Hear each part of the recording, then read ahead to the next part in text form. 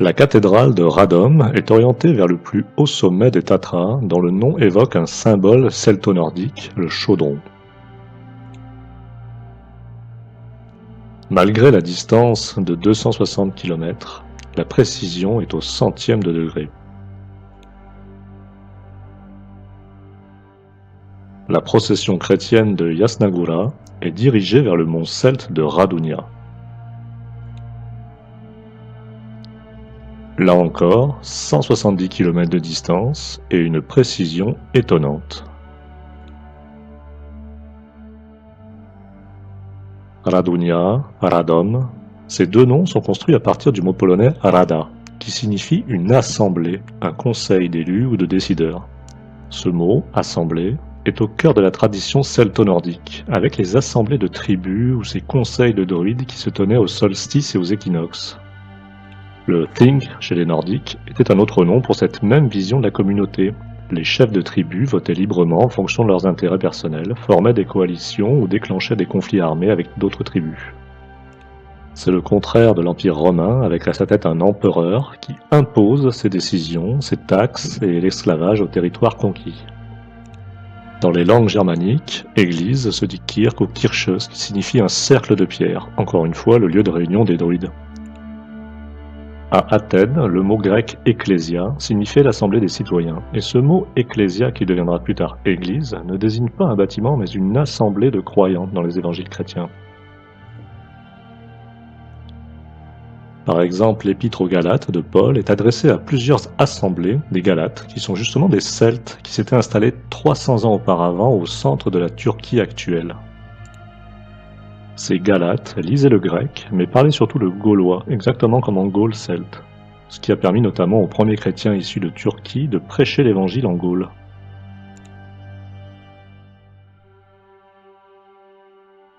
Les premiers chrétiens et les Celtes avaient donc des traditions communes. Des traces celto-nordiques se retrouvent également en Israël et en Jordanie avec des centaines de dolmens, de nombreux cercles de pierre dont celui du tumulus de Rouym el-Hiri.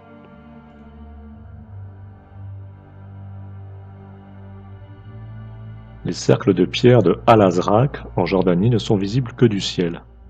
L'un de ces cercles divisé en 6 nous fait bien sûr penser à la rune Agal, ou aux deux runes Gebo et Isa que nous avions vues dans la vidéo précédente sur Giza. Agal, la rune de la connaissance, représente l'axe nord-sud et les positions du soleil au solstice d'hiver et d'été. L'orientation des axes solsticiaux dépend de la latitude, et la forme de cette rune permettait d'indiquer la latitude d'un lieu. La rune Agal est même suggérée dans le nom de la région nord d'Israël, la Galilée, se dit A-Galil, le cercle en hébreu.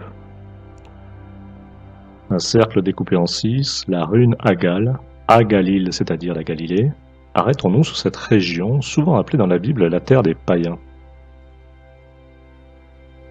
Dans la Bible hébraïque, Salomon récompense Hiram, l'architecte du temple de Jérusalem, en lui donnant cette région du nord d'Israël que les Juifs continueront d'appeler la terre des païens, des non-juifs.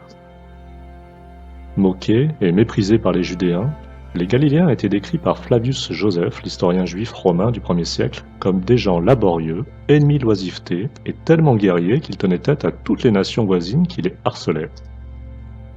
C'est d'ailleurs de Galilée que viendront plus tard les plus grandes rébellions contre l'Empire romain. Les menhirs et les dolmens sont très nombreux en Galilée. L'archéologue Uri Berger a d'ailleurs retrouvé un dolmen vieux de 4000 ans, marqué de dessins d'animaux avec des cornes. À Bethsaïde, la ville de Galilée des apôtres Pierre et André, on a retrouvé une stèle d'un guerrier armé d'une épée avec des cornes. Les évangiles, qui sont écrits en grec, parlent d'un Galiléen très célèbre, dont le nom, Iésus, peut nous faire penser au dieu celte Esus. Mais c'est surtout l'enseignement de Jésus que l'on peut rapprocher de celui d'un druide celte. Entre l'âge de 12 ans et le début de l'enseignement de Jésus à l'âge de 30 ans, les évangiles ne donnent aucune information. La formation des druides a duré environ 20 ans. Le disciple partait de chez lui pour apprendre les secrets de la médecine, des sciences et de la philosophie. Les druides celtes parlaient le latin et le grec, mais ils n'utilisaient pas l'écriture dans leur enseignement. Ils pensaient que la vérité ne devait pas être figée, car elle s'enrichissait au fur et à mesure des découvertes. Cet enseignement oral remonte d'ailleurs à l'école pythagoricienne. Pythagore interdisait à ses élèves d'écrire et transmettait oralement les savoirs pour en conserver le secret, mais aussi car il pensait que les langues évoluaient tellement vite qu'une vérité écrite et figée ne serait pas comprise par le lecteur. En vérité, je vous le dis, est une phrase qu'aurait pu dire un druide. Si les exégètes ont éclairci le premier terme, vérité, aléthos en grec qui correspond plutôt à un dévoilement, une révélation, c'est à mon avis la deuxième partie de la phrase la plus importante. En vérité, je vous le dis. Jésus n'écrit jamais, il enseigne à ses disciples et soigne les hommes et les femmes de sa communauté comme le faisaient les druides. Dans le passage de la femme adultère, Jésus trace des traits sur le sol à 2 reprises. C'est exactement ce que faisaient les druides qui traçaient des runes sur le sol comme un acte ésotérique. Jésus le Nazoréen était-il un juif galiléen imprégné de culture celte? C'est peut-être comme cela qu'il était perçu dans l'Europe médiévale, comme le suggère ce Jésus crucifié sur l'arbre des Celtes, l'Irminsul. Cette sculpture se trouve sur le mur nord de l'église gothique du XIIIe siècle Sainte-Croix de Wrocław. Nous avions vu qu'elle est orientée vers la montagne Sainte-Croix, qui abritait un sanctuaire celte très important. Cette église est un bel exemple du mélange des traditions celtes et chrétiennes, car elle porte 2 noms, Sainte-Croix et Saint-Barthélemy, et comporte 2 niveaux. Cette sculpture se trouve à l'étage, au niveau Sainte-Croix. Le reste des murs a été blanchi à la chaux au XIXe siècle. Nicolas Copernic, qui a révolutionné la vision du monde au XVIe siècle, faisait partie de l'assemblée des chanoines de cette église. Chose curieuse, c'est à Toruń, la ville natale de Nicolas Copernic, qu'on trouve aussi une peinture de Jésus crucifié sur l'Irminsul, bien qu'il soit présenté comme l'arbre de Jessé. Cette peinture se trouve aussi sur le mur nord de la basilique gothique Saint-Jean-Baptiste. Elle était recouverte de plâtre jusqu'au XIXe siècle. Le cercle divisé en 6 y est très visible, comme sur le chaudron de Gundestrup des Celtes. Cette basilique a été construite sur un premier bâtiment du XIIIe siècle dont les dimensions de 11 mètres sur 22 mètres nous montrent une fois de plus un double carré. Toujours à Toruń, les triskel présents sur la façade de l'église Saint-Jacques font directement référence à la tradition celto-nordique. Nous retrouvons ces triskel sur la cathédrale de Białystok ou sur l'église Sainte-Catherine de Cracovie. Voilà qui nous fait penser aux travaux d'Oleg de Normandie concernant les nombreux symboles celto-nordiques présents sur les cathédrales Notre-Dame. Selon lui, Notre-Dame serait Nos Tre Dames, c'est-à-dire nos 3 dames, en référence aux 3 Nornes, les 3 vierges de la tradition nordique qui tissent le destin des humains. 3 triangles rappellent le Valknut d'Odin, 3 vierges couronnées pour figurer les 3 Nornes. La rune de la connaissance Agal sur le fronton de la cathédrale de Bourges et Notre-Dame de Paris.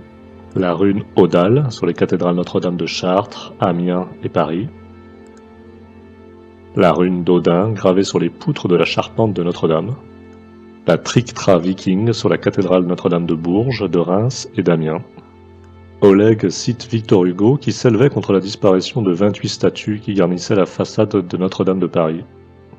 Les Vandales viennent du peuple celte originaire de Cracovie. Le héros de son roman, Quasimodo, quasiment Odin, et borgne comme Odin. Des cathédrales gothiques dédiées à Odin, c'est assez logique, dans la mesure où le mot Gault, G-A-U-L-T, est l'un des adjectifs d'Odin. Cet adjectif donnera le nom à la tribu des Goths, provenant de Scandinavie et installée au début de notre ère en Pologne, le long de la Vistule, puis en Ukraine. Si le mot église signifie à l'origine assemblée, le mot cathédrale vient du grec cathédra, la cathèdre, qui désigne le siège sur lequel s'assoit l'évêque. Ce siège nous fait penser à la déesse Isis, vénérée en Égypte, mais aussi chez les peuples celtes et partout en Europe sous différents noms. Le nom égyptien d'Isis, Iset, signifiait le siège ou le trône, ce qui explique qu'on la voit souvent assise comme sur ses représentations. Selon Tacite, Isis était vénérée par le peuple des Suèves, qui était présent à Schlinza et Radunia. Selon de nombreux historiens, Isis est une allégorie de la déesse mère, la terre-mère. La plus ancienne statue de déesse mère retrouvée à Çatalhöyük en Turquie est elle aussi assise, elle trône de manière majestueuse. Pour finir, je rappelle ces mots de saint Augustin, l'un des pères de l'Église du IVe siècle. Ce qu'on appelle aujourd'hui religion chrétienne existait chez les anciens et n'a jamais cessé d'exister depuis l'origine du genre humain, jusqu'à ce que, le Christ lui-même étant venu, l'on ait commencé d'appeler chrétienne la vraie religion qui existait déjà auparavant. Dans le prochain épisode, nous continuerons la recherche de la géométrie sacrée en Pologne, mais également au sein même des textes de l'Ancien Testament.